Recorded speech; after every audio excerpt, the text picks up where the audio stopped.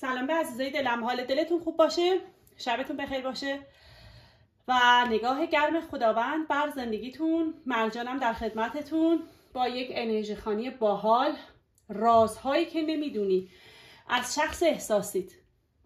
حالا این میتونه برای کسایی باشه که تو رابطه هستن، میتونه شامل متأهلین باشه، میتونه کسانی باشید که تو رابطه هستید، رابطتون هم خیلی خوبه اما خیلی مسائل رو ممکن از این آدم ندونید، یا کسانی که تو کات رابطه. نیت کن، انرژی بفرست، اسم شخص مورد نظرت رو بیار تا ببینیم که چه خبره و چه رازهایی از تو پنهانه. هم رازهایی که مربوط به زندگی شخصی خودش میشه و هم رازهایی که از تو پنهان میکنه و مربوط به شخص شما میشه. این ویدیو ممکنه هم جنبه‌های خوب داشته باشه هم جنبه‌های بد داشته باشه، بالاخره باید ظرفیت شنیدنش رو داشته باشید. نیت کن، انرژی رو با من همسو کن، ببینیم که چه خبره.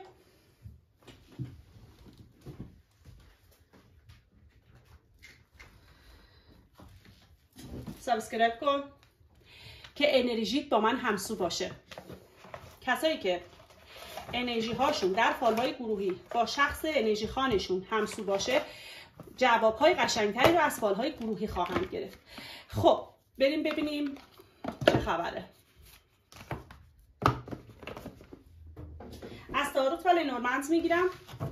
اول میریم شمع رو روشن میکنیم به نیت میکائیل عزیز، فرشته پرقدرت خداوند و همچنین مهدی صاحب الزمان، ظهورش و حضورش و دعای خیرش برای زندگیامون که ما نیاز داریم به دعای خیر ایشون. نیت کن، انرژی بفرست، ایشالا که آرزوهای دلتون برآورده بشه، شفا و سلامتی بیماران و آزادی زندانیان. نیت کن، انرژی بفرست.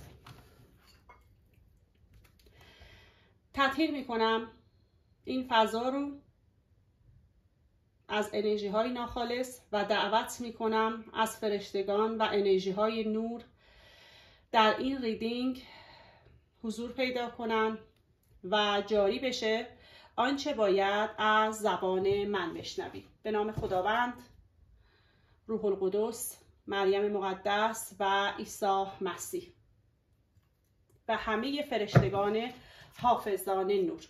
انرژی رو بذار رو صدای کاسه تبتی، تمرکز کن ببینیم چه خبره.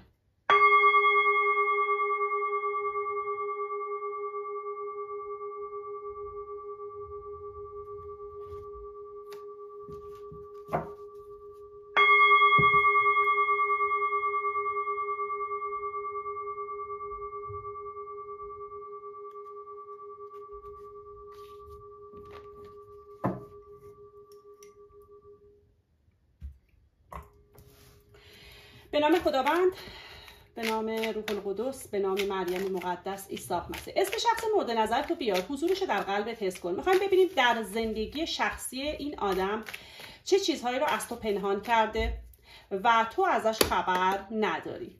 رازهای ناگفته این آدم و دلایل نگفتنش. نیت کن.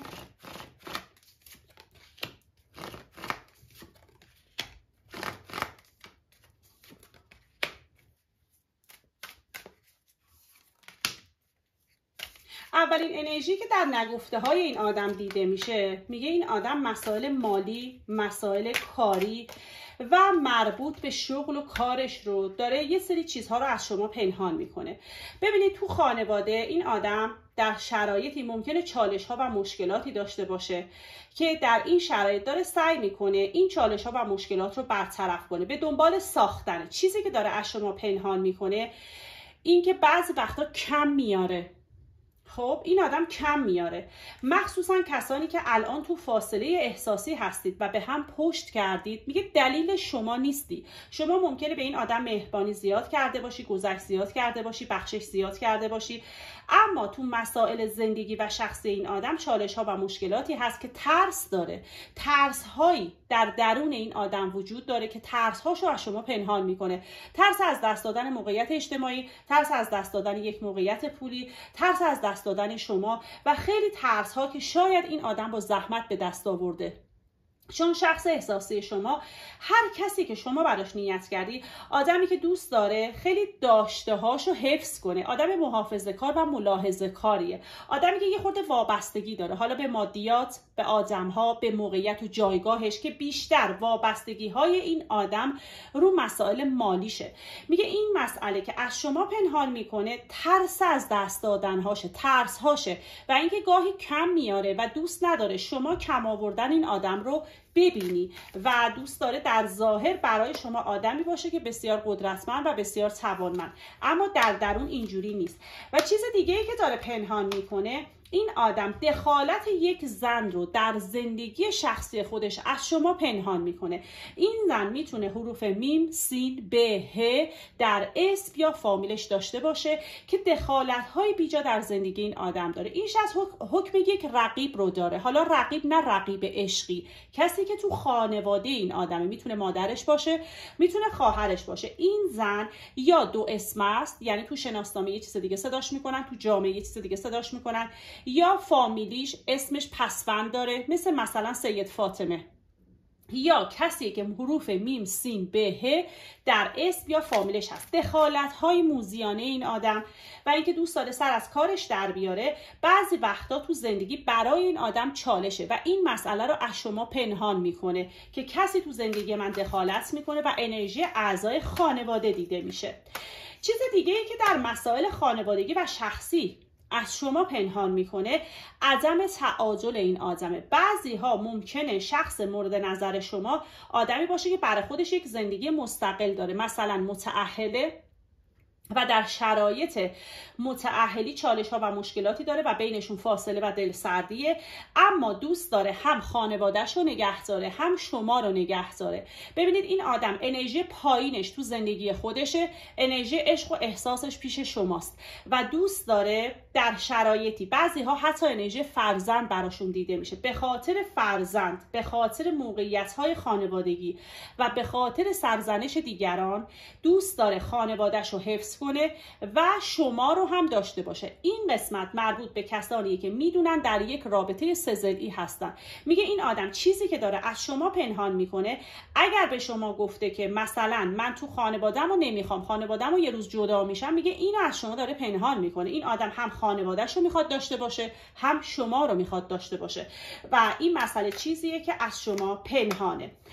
برای بعضی از عزیزان چیزی که داره ازت پنهان میکنه، این آدم در زندگی منتظر یک مهاجرت، سفر و جابجایی. ممکنه برای بعضی از عزیزان یک شخص مورد نظرتون به فکر این باشه که شهرش رو عوض کنه، مکانش رو عوض کنه و جابجایی شهر به شهر و کشور به کشور داشته باشه، که این مسئله الان جزو برنامه‌های این آدمه و در ذهن این آدم و در پنهان‌های این آدم دیده میشه و نمیخواد به کسی عنوانش کنه تا کارهاش انجام بشه، بعد بخواد این مسئله رو هدفمند جلو ببره و اقدام کنه.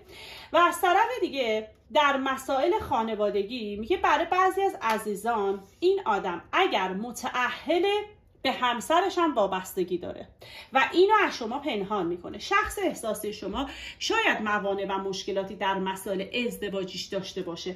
بعضی ها ممکنه حالا تو روابط احساسیشون چالش و مشکل داشته باشه، اما همه اینجوری نیستن. میگه بعضی ها حتی با همسرش هم رابطه خوبی داره، اما ممکنه چیز دیگه‌ای به شما بگه و برای شما چیز دیگه‌ای عنوان کنه و اون چیزی که داره از شما پنهان میکنه ترس اینه که اینو به شما بگه و شما رو از دست بده و به خاطر همین همه چیو داره بالا پایین میکنه، سبک و سنگین میکنه.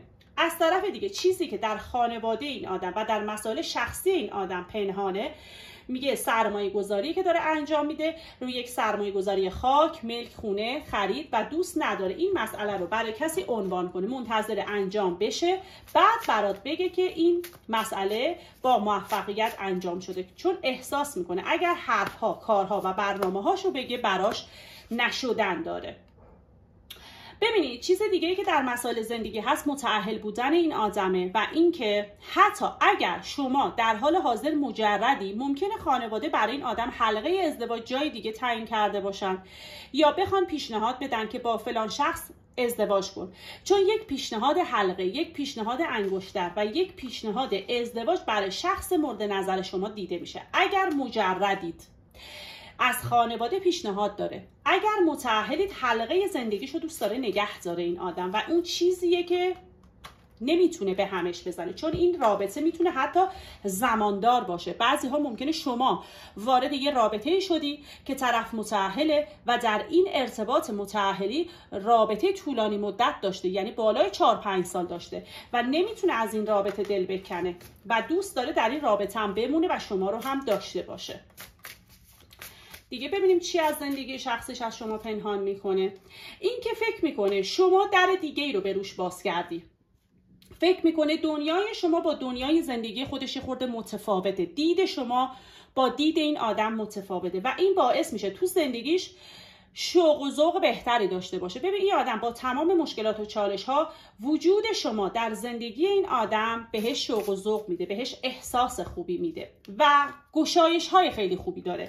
ببین این آدم منتظر یک گشایش، موفقیت، راه حلیه برای اینکه بتونه زندگیشو به بالانس برسونه، راه های احساسیشو به سمت و سوی خوبی ببره، مسائل مالیش رو گشایش خیلی خوبی داشته باشه، چون فکر میکنه این گشایش میتونه هم در احساسش با شما به نحو احسن جلو بره، هم میتونه در مسائل خانوادگی و شخصی خودش جلو بره. از طرف دیگه بعضی وقتا این آدم احساس میکنه که در زندگی بین شما و این آدم نمیتونه رابطه طولانی مدت و برای ازدواج باشه. ببین شاید این مسئله رو داره از شما پنهان میکنه، مخصوصا کسانی که کاتن و تو کات رابطه هستن. ببین این آدمی که داره یه سری مشکلات رو بر دوش میکشه و از طرف انرژی مادر، ببین کسایی که میدونن تو رابطه مجردن و الان جدا شدن، مادر این آدم داره براش تصمیماتی رو میگیره. مادر این آدم قدرت طلبیه، آدمی که حرف خودشه، میدونه با شما آینده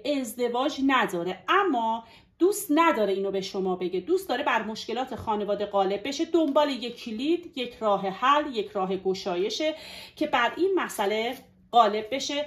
از طرفی اگر بینتون کات و جدایی، اینو مسبب خانواده میدونه، مسبب مشکلات میدونه، شما رو مقصر نمیدونه و حتی این ناگفته‌ایه که در دل خودش هست و رازی که از شما پنهان میکنه و حتی شاید گاهی دوست داره تقصیر شما بندازه.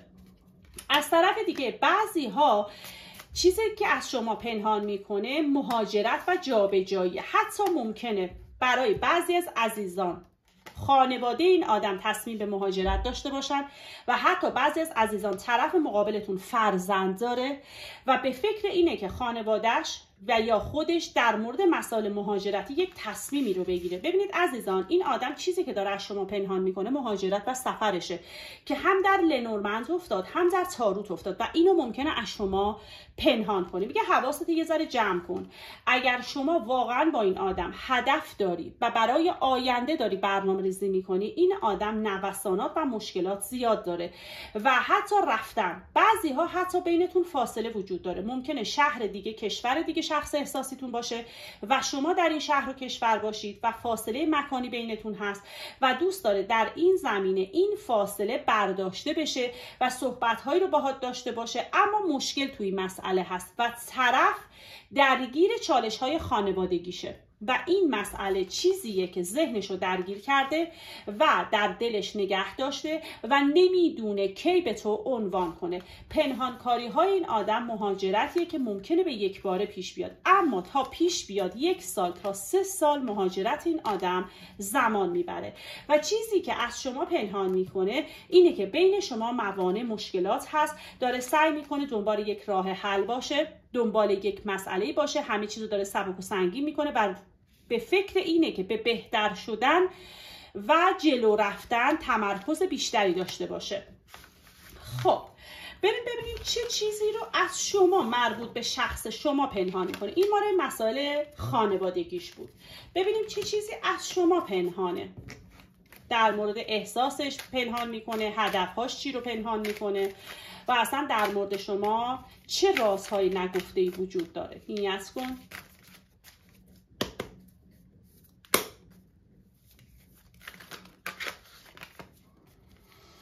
ببینیم رازهای نگفته این آدم در مورد شخص شما چیه. اولین چیزی که از شما داره پنهان میکنه اینه که اگر رفته الان خوشحال نیست، داره برمیگرده، اگر بینتون فاصله وجود داره، اگر ببین چه متأهلید چه مجردید، اگر این آدم بینتون ولی فاصله وجود داره برمیگرده. چیزی که داره ازت پنهان میکنه این که بیاد یهو سورپرایزت کنه، دوباره شروعی رو داشته باشه و بخواد خوشحالی هاشو با تو به اشتراک بذاره. ببین این آدم دنبال اینه که دوباره با تو زیر چارچوب باشه، حالا چه مجردی چه متأهلی. چیزی که در دلش پنهانه با تو بودنه. خب و دوست داره حتی تمرکز بیشتری کنه، هدف بیشتری رو در این رابطه مشخص کنه و هدفش رو اصلا مشخص کنه و اون چیزی که مربوط به شماست اینه که میدونه شما آدمی هستی که این آدم رو برای چارچوب میخوای، برای یک رابطه متعهد میخوای و دنبال این هستی که این رابطه رو بسازی. اگر قهره به فکر اینه که برگرده و چیزی که داره از شما پنهان میکنه سورپرایزی که برای شما داره. ببینید بعضی هاتون در جدایی هستید، در دل شکستگی هستید. میگه اگر جدایی، اگر دل شکستگی، اگر ناراحتی، جدایی این آدم دلیل بر دوست نداشتن شما نیست. مخصوصا انرژی مردانه میگه شما رو دوست داره و احساس داره، اما مشکلاتی هست. بعضی ها ممکنه این جدایی به خاطر خانوادهش باشه، یعنی طرف مقابل یا متأهله یا در شرایط خانوادگی خودش مشکل داره، چالش داره و این باعث شده بین شما دل شکستگی باشه و یا حضور شخص سوم. چیزی که در دلشه این که قلب خودش هم شکسته، این که دل خودش هم ناراحته، اما شرایطی نیست که بتونه در حال حاضر از یک مخمصه خودش رو نجات بده، اما به راهش فکر داره میکنه، به هدف این که دوباره برگرده قطعا داره فکر میکنه، چون این آدم انرژی برگشتش خیلی قویه و این دل شکستگی رو برای شما جبران میکنه. دوباره به شما پیشنهاد دادن، دوباره رابطه رو گرم کردن هست. ببینید چون شما انرژی خیلی قدرتمندی برای این آدم دارید و الهه نوا براتون افتاده. ببین شما برای این آدم کسی هستی که یک موفقیت خیلی خوب رو براش در زندگی شامل شدی. قدم شما، حضور شما، انرژی شما، احساس شما برای این آدم بسیار قدرتمند افتاده و دوست نداره شما رو از دست بده. اگر بینتون فاصله هست میگه دست این آدم نیست. شاید مسائل خانوادگی، شاید مشکلات و چالش ها، شاید اصلا اتفاقات غیر منتظره باعث شده که بینتون ناراحتی پیش بیاد. ببینید در فکر اینه برای مجردها، در فکر اینه که با خانواده صحبت کنه، ابراز عشق کنه. چیزی که داره ازت پنهان میکنه مربوط به شخص شما که این آدم شما رو بیشتر از اون چیزی که نشون میده دوست داره، خیلی بیشتر از اون چیزی که نشون میده. شاید شما تو رابطه اشک ریختید، شاید بینتون ناراحتی هایی بوده، این عشق دردسرهای خودش هم داشته، اما به فکر اینه که با خانواده صحبت کنه، گفتگو کنه و حتی بتونه برای شما یک مراسم خواستگاری رو برنامه ریزی کنه. شاید زمان ببره. ببین چون این آدم چیزی که داره از شما پنهان میکنه این که برنامه ریزی کنه، بسازه رابطه‌ش رو و توافق خانواده‌اش رو بگیره. چون بعضی ها در خانواده یک انرژی مخالف دیده میشه که باعث شده حتی بینتون جدایی پیش بیاد. اما این آدم چیزی که دوست داره تعهل‌مندیه و دوست داره با شما تشکیل خانواده بده و در کنار شما بمونه. حتی کسایی که متأهلن، یعنی طرف مقابلت متأهله و در چارچوب خانوادگی خودش دل شکستگی، مشکلات و جدایی داره، باز هم میخواد شما رو داشته باشه به هر شرایطی و اون چیزی که داره از شما پنهان میکنه و حتی شاید وانمود نمیکنه و به روی خودش نمیاره، این که دوست داره همه جوره شما رو داشته باشه. چون عشقی که شما بهش میدی کس دیگه بهش نداده. این اون عشق و احساسیه که شما بهش دادی و کس دیگه نمیتونه بهش بده و خودش اینو میفهمه، حتی بازگو نمیکنه، کمتر از اون چیزی که باید بگه عنوان میکنه. خب تالاش که خوب افتاده چیزایی که ازتون پنهان میکنه. ببینیم دیگه چی رو پنهان میکنه. ببینید خانواده این آدم رو در شرایطی قرار داده که بین یه نفر و شما یکی رو انتخاب کنه و حتی گاهی ممکنه بین شما و خانواده بعد یکی رو انتخاب کنه. ببین این آدم در یک تضاد دودلیه. در یک دودلیه. بعض وقتا حتی ممکنه رابطتون استوب کنه، اصلا این آدم سکوت و رکون باشه تو رابطش و منتظر یک معجزه است. ببین این آدم آدمی که توانمنده، شخص احساسی شما آدم توانمنده، یعنی اگر بخواد کاری رو انجام بده میده، اگر بخواد نخواد انجام بده نمیده. یعنی خواستن نخواستن خودش خیلی مهمه.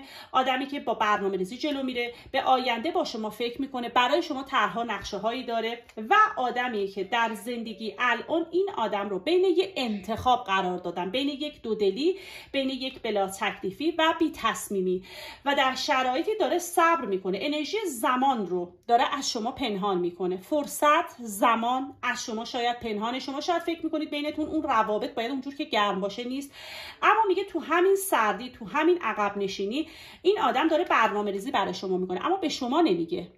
این یکی از پنهانکاری های این آدمه و دوست داره اول آرامش برقرار بشه، بعد بخواد تصمیمی رو بگیره و برای شما مطرح کنه.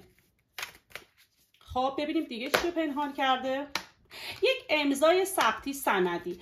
ببین این آدم تو خانواده خودش یه سری مشکلات داره، بحث ها داره سر امضا، خرید، حالا مسائل امضای خاک، ملک، مشکلاتی داره که بعضی وقتا چیزی که داره از شما پنهان میکنه، یه جا خودش اشتباهاتی رو انجام داده، تقصیر گردن این شخصه، اما این از شما پنهان کرده، گفته خانواده‌ام مقصرم. ببین این آدم شاید یه جا دروغی رو به شما گفته و این دروغ مربوط به خانواده‌شه، اما اومده برای شما یه چیز دیگه تعریف کرده. خب مثلا یه امضای ثبت سندی بوده، هر چیزی که هست مربوط به مسائل خاک، ملک، زمین، خانواده‌شه و اومده ربطش داده مشکلاتش رو به خانواده، در صورتی که خودش بی‌تعهدی کرده، خودش باعث یک مشکل شده و داره مقصر کس دیگه ای رو جلوه میده و همین مسئله باعث حتی یک دعوا، یک اختلاف شده و این مسئله رو داره ازت پنهان میکنه و چیزی که داره پنهان میکنه این که شاید با شما حتی برای بعضی از عزیزان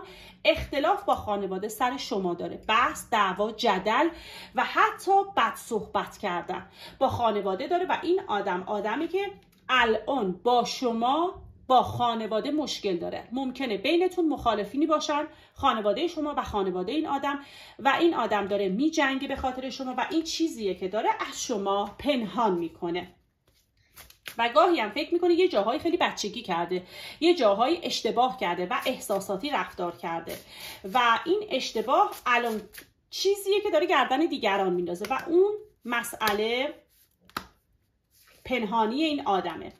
از طرف دیگه چیز دیگه‌ای که داره از شما پنهان میکنه این که اگر با هم کاتید، اگر با هم فاصله دارید، اگر با هم جر و بحثی رو کردید، میدونه پنهانکاری این آدم در یک جر و بحث، در یک به هم ریختن و در یک کات مسببش یکی از دوستان این آدمه. ببینید مخصوصا انرژی مردانه، ببینید شما اگر با شخص احساسی در حال حاضر کاتی و در فاصله احساسی به سر میبری، میگه بین شما مردی دو به هم زنی کرده، میتونه از طرف دوستای این آدم باشه یا از طرف دوستای شما باشه. انرژی مردانه ای که بینتون دو به هم زنی کرده و باعث شک و بدبینی این آدم شده، اما این مسئله رو به شما نگفته که من دوستم اومده پشت سر شما یه سری چرت و پرتا گفته و نذاشته که ما رابطمون به سمت و سوی خوبی بره و این آدم تحت تاثیر حرفا قرار گرفته، شک کرده، بدبینی براش به وجود اومده و این مسئله رو از شما پنهان کرده.